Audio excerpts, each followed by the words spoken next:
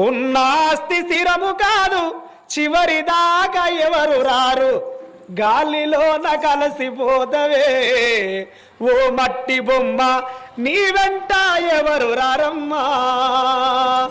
పుట్టింది పురిటిలోనా పోయేది మట్టిలోన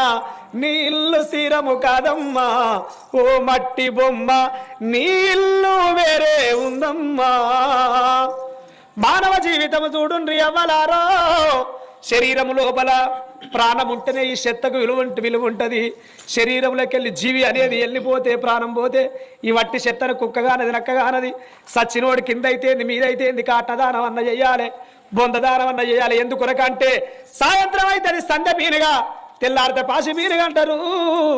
ఎంత ఈ వయసు లోపల చచ్చిపోయినా ఎంత ముసలి వాళ్ళని చచ్చిపోయినా చనిపోయిన జీవిని మాత్రం ఇంటి లోపల ఉంచుకోరయ్యా